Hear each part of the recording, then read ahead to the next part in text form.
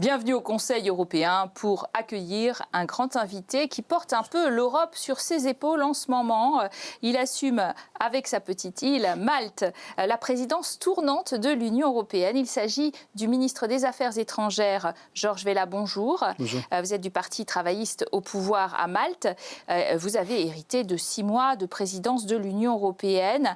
Que peu vous envie à cheval sur une multitude de sommets extraordinaires pour réagir au déclenchement imminent du Brexit par les Britanniques, aux crises migratoires et économiques, à la poussée des populistes. Pour la première fois, vous organisez cette présidence. Est-ce que vous avez l'impression d'un agenda cauchemardesque ?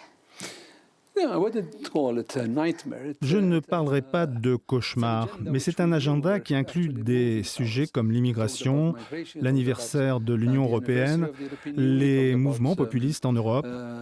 Les problèmes étaient déjà là et nous savions que nous devions les affronter. Nous sommes 2 mois et demi après le début de cette présidence. Nous avons fait le tour des capitales avec mon Premier ministre pour prendre le pouls des chefs d'État et recueillir les idées. À la fin de la semaine, d'ailleurs, les 28 se sont réunis en Conseil européen pour parler de cette question des migrations. Alors, je rappelle quand même que Malte, c'est 450 000 habitants sur une île qui n'est pas tellement touchée, à la différence de l'Italie, par le flux migratoire intense. Pourquoi d'ailleurs vous êtes épargné à ce point ? Non. En ce qui concerne l'immigration, on a eu une dure période en 2005, 2006 et 2007. C'était le pire moment de notre histoire, parce qu'à l'époque, il était courant de voir dans nos journaux des cadavres, des gens qui se noyaient en traversant la Méditerranée. Et alors, ce qu'on a fait, c'est qu'on a modifié les missions de Frontex de façon très efficace. L'agence de protection des frontières récupère les migrants à l'extrême limite des eaux territoriales libyennes. Ils récupèrent tout le monde et les emmènent directement en Italie. C'est pour cela qu'il y a moins de migrants à Malte. Mais je dois souligner le fait que nous ayons un très grand nombre de migrants légaux. Ils viennent par vol low cost, puis se débarrassent de leurs papiers et demandent l'asile. Et ça, c'est un grand défi que nous avons à Malte. En dehors de ça, nous prenons aussi notre part du fardeau pour partager avec les autres pays de l'Union européenne le nombre de migrants sur lequel nous sommes tombés d'accord. Oui, alors tout à fait. La Commission européenne, d'ailleurs, hausse le ton contre les pays qui n'accueillent pas les réfugiés qu'ils devaient se répartir. 160 000 personnes, c'était le plan prévu. Il y a à peine 10%. Elle sort les cartons jaunes. Alors, est-ce que c'est la bonne méthodologie, les sanctions ? Ce n'est pas la situation idéale. Comme vous l'avez dit, certains pays sont déterminés à ne recevoir aucun migrant, même s'ils ont signé l'accord qui les obligeait à recueillir leur quota parmi 160 000 personnes. Mais d'un autre côté, pour une présidence, nous devons être réceptifs vis-à-vis des opinions et des idées différentes. C'est pour cela que nous avons rencontré tous les chefs d'État pour parler, pas pour les convaincre, mais pour comprendre leur manière de penser, leur logique. Pourquoi ils s'arc-boutent sur des lignes rouges ? Ils sont nombreux à refléter ce que pense l'homme de la rue dans leur pays. Donc ils agissent ainsi, convaincus de respecter les idées de leurs concitoyens. Nous devons respecter cela. Vous avez évoqué les sanctions, mais ça n'a pas de sens de sanctionner un pays membre de l'Union européenne. Nous devons travailler ensemble et trouver des solutions. C'est le grand défi à relever avec ces pays qui ne sont pas enchantés à l'idée d'accueillir des migrants. Il faut trouver des solutions comme un autre type de solidarité financière effective. Par exemple, un pays comme la Hongrie, on voit bien que c'est les pays de l'Est que vous désignez, un pays comme la Hongrie qui décide en début de semaine que tous les migrants passeront par la zone prison, tous, à une zone de transit à la frontière croate et serbe. Et donc, tous les demandeurs d'asile, ça ne doit pas être quelque chose de systématique, la prison, pour des demandeurs d'asile. On est d'accord ? En tant que personne, je ne peux pas dire que cette solution soit la bonne parce que nous parlons d'êtres humains. Ce ne sont pas des nombres, mais des hommes, des femmes et des enfants. Cependant, je ne suis pas en position de condamner ou de critiquer. Je respecte la décision souveraine de ces pays différents. Ils prennent ces décisions en fonction de leur culture, leur religion, leurs finances. Il y a de très nombreux critères. Nous ne pouvons pas dire que telle décision est bien, telle autre est mauvaise. Notre rôle pour ces 6 prochains mois à la présidence du Conseil européen consistera à essayer de les convaincre, de les ramener le plus possible vers le centre. Viktor Orban, vous me dites, on peut comprendre Viktor Orban, son point de vue, et ça n'est pas de la provocation. Non, Viktor Orban a été très clair avec ça. Il ne veut aucun migrant dans son pays. Qu'est-ce qu'on y peut? Ce que nous faisons actuellement, c'est très délicat. Nous essayons de trouver des solutions, des thèmes, des méthodes pour que ces pays qui ne sont pas prêts à accueillir physiquement des migrants puissent contribuer à la cause de manière différente. C'est ce qu'on appelle la solidarité effective. Ils contribueront peut-être avec des moyens humains, financiers, pour résoudre au mieux ce problème de façon complète. L'un pourrait offrir, par exemple, un lieu d'accueil, l'autre des solutions en termes d'emploi, le troisième pourrait contribuer financièrement. C'est comme ça qu'on avance. Alors, l'autre grand sujet de ce Conseil européen, c'était l'élection de son président, le Polonais Donald Tusk, a aspiré à un nouveau mandat de 2 ans et demi. Mais c'était sans compter sur la réticence de son pays d'origine, la Pologne, qui est désormais gouvernée par les ultra-conservateurs du parti Droit et Justice. Résultat des courses à la suite de ce sommet. On regarde. Reconduit pour 2 ans et demi à la tête du Conseil européen à 27 voix contre 1.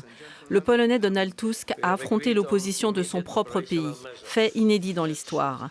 Le gouvernement polonais conservateur et eurosceptique s'est retrouvé bien isolé dans son refus de le soutenir. Il s'est du coup abstenu de signer les conclusions du Conseil, geste surtout symbolique. Ma position est très claire, je n'accepterai pas les conclusions du sommet et donc le sommet ne sera pas validé. Varsovie reproche à Donald Tusk, ancien Premier ministre rival et libéral, de n'avoir pas respecté son devoir de neutralité. Donald Tusk s'en défend, assurant s'être toujours montré impartial. Le pouvoir polonais, aux mains du Parti conservateur nationaliste Droit et Justice, a mené des réformes critiquées par Bruxelles, comme portant atteinte à l'indépendance de la justice et à l'état de droit. Mais les 27 ont confirmé Donald Tusk dans son poste de médiateur, par besoin de stabilité dans une Europe en crise et en tant que représentant d'une Europe de l'Est sensible aux menaces venues de Russie. Alors Donald Tusk, ça a été très compliqué. Est-ce que vous avez l'impression quand même que c'est un Polonais, c'est inhabituel, il fait l'affaire par rapport à un Conseil européen? On a l'impression qu'on a du mal à prendre des décisions quand même.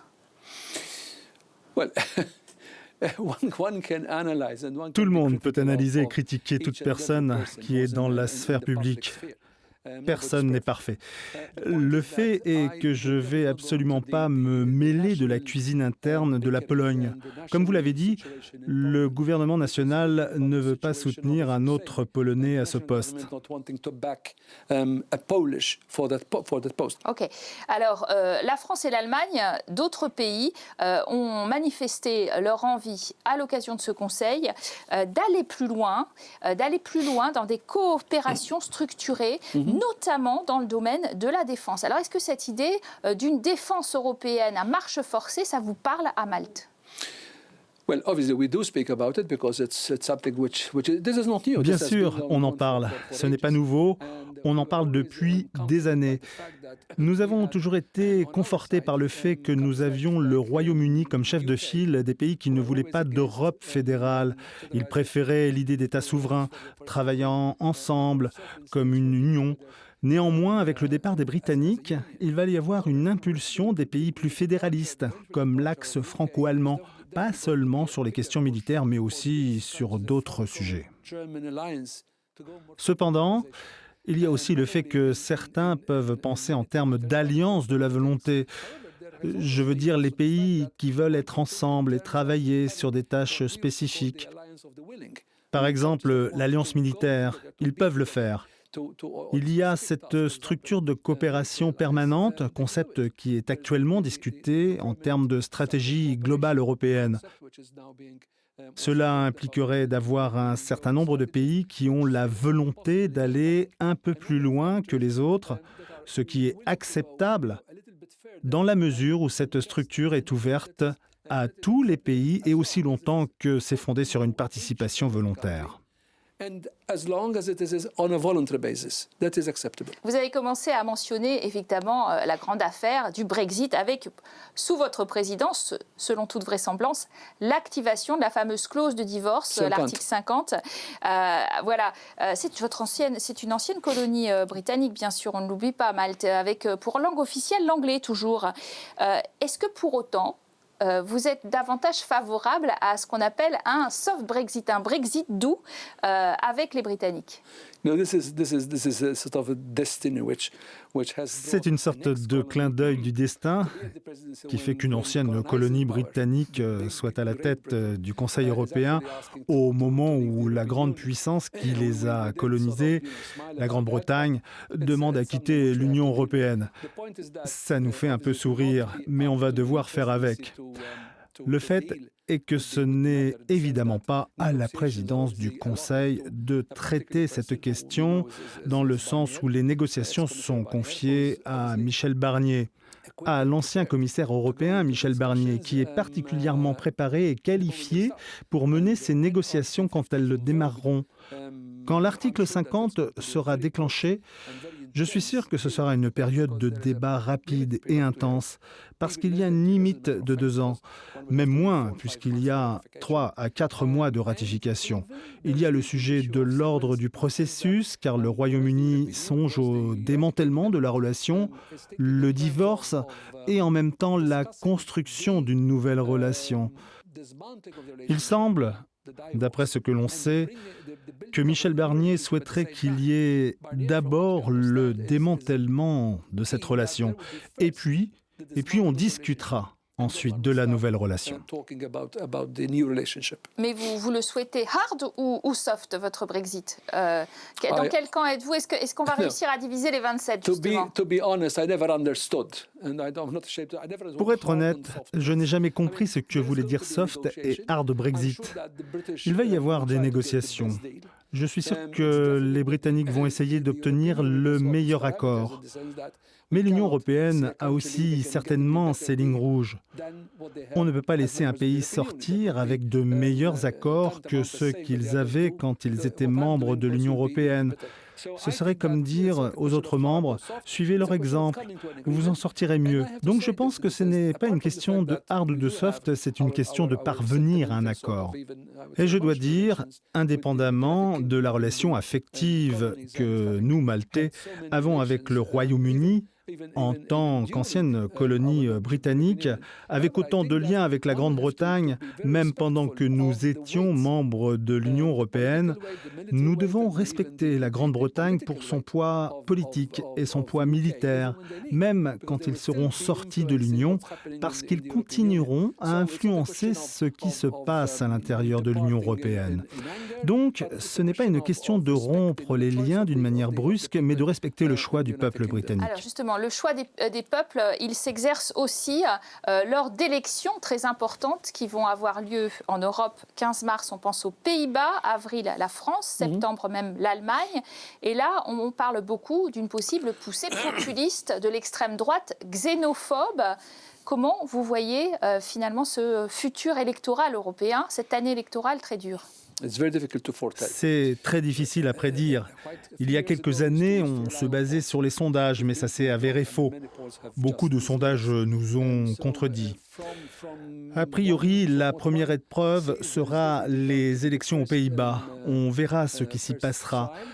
Le populiste de droite Geert Wilders a beaucoup de soutien. Mais au moins, nous avons la certitude qu'il ne gouvernera pas parce que personne ne souhaite former une coalition avec lui.